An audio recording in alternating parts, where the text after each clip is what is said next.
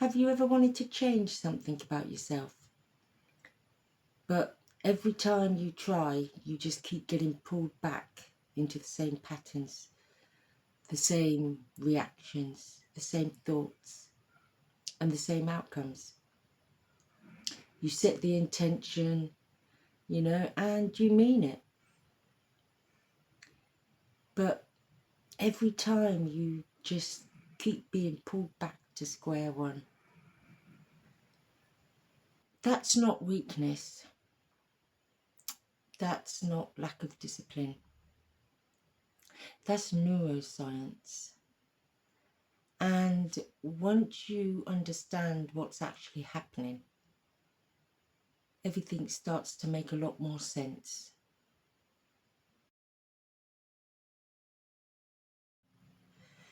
Your brain's number one job isn't to make you happy. It's to keep you consistent. And it holds a story about you. And it'll do its best to keep you matching that story. This is called your self-concept. And your brain almost treats it like a survival mechanism. It feels safer to stay the same, even though staying the same isn't serving you. This is why willpower alone doesn't work. You can want change with everything you have, but if your brain's deepest story is telling you otherwise, it will win every time. It's not a character flaw, it's just how the brain is wired.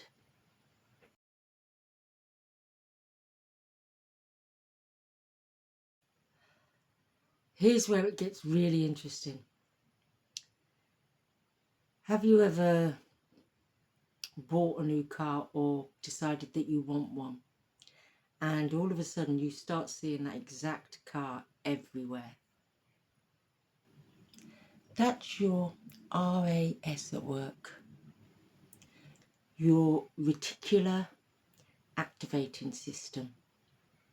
It's basically your brain's filter, and out of millions of pieces of information, it decides what's relevant for you and what to ignore. And here's the important bit.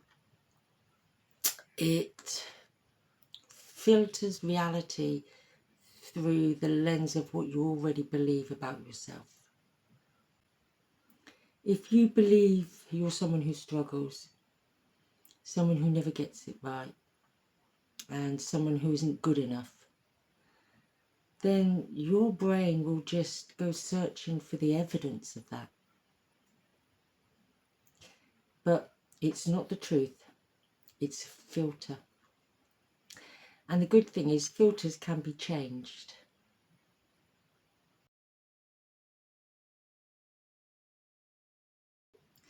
So how did these stories get so deeply embedded in the first place? Repetition. It literally builds neural pathways. Every time a thought is repeated, the pathway gets stronger. Like a path in the field. It gets more worn the more people walk it. The stories we were told as children, the conclusions we drew from difficult experiences, the things we said to ourselves over and over, they became the architecture of how we see ourselves. I'll drop a link below if you want to go deeper with me. But for now, let's keep going. Okay, so let me tell you something that happened to me that is going to show this. Every year between mid-January and mid-March, I have my brother's dog. He goes off somewhere for a few months and I have the joy of looking after his dog. And that means I'm out in the woods walking every day, sometimes twice a day. And this year, when I had him, I noticed something really interesting. The main pathway I'd always used to get to the entrance of the woods was totally blocked. Branches and fallen trees had laid across it, and someone obviously had put them there. In fact, I did see a sign as I walked into the woods that there was some renovation being done. So it was, completely blocked. But I did notice over to my left there was a new pathway which had been created. They'd taken some of these fallen trees and laid them either side to mark a new path. So every day, multiple times sometimes, I walked that new path. And the more I walked it, the more solid it became, the more defined it became, And eventually it became automatic.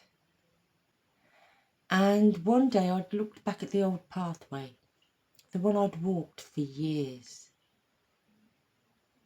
There was new growth covering it, green things growing everywhere, where these branches had laid.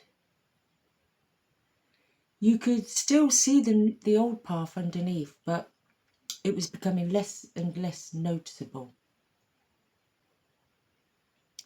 My focus had completely shifted to the new pathway. Now, that's what my brain did. It adapted. It created a new habit, a new automatic route. And that's exactly like our brain with our own self-concept. The pathways we've walked over and over, the stories we've told ourselves, they became so worn, so automatic, we stopped questioning if they were even true. They just felt like the way things are. But here's what I want you to hear. Just like those pathways in the woods, architecture can be redesigned. We've been living in those architectures for so long, we stopped questioning if it was even true.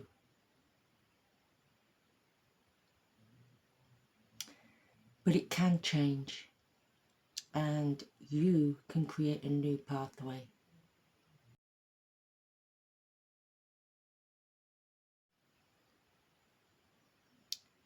So the same mechanism that kept you stuck, that identity protection, that pattern matching, it can actually work for you.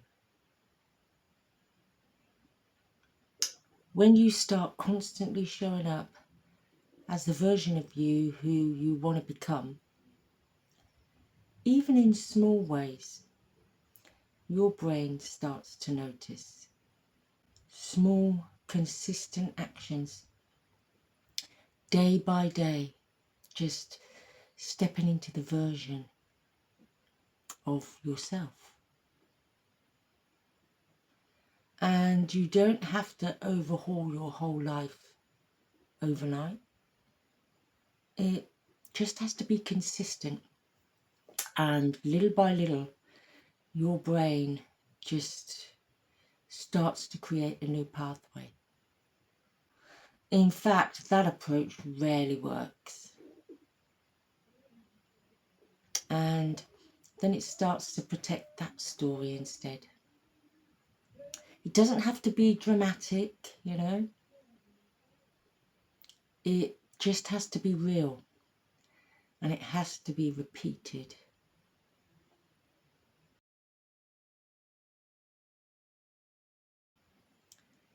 But here's where it starts, and this is the most important thing I'll say to you today.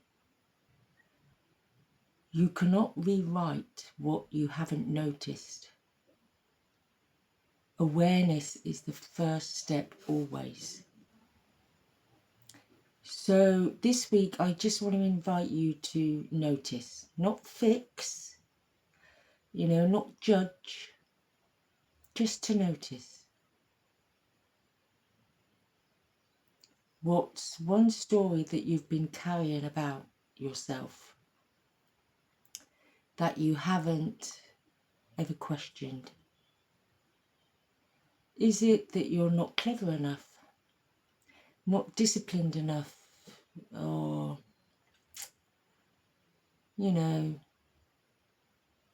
change is really hard for you? That you always end up back here? Just notice it and look at it.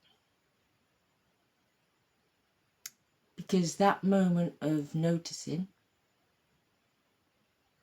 that's where the rewrite begins. If something's stirred in you, then come and join us in the Inner Rewrite. It's a free online community on School. You'll get instant access to the Intended Way free pocket guide when you arrive. And the link's in the description below. See you in the next one.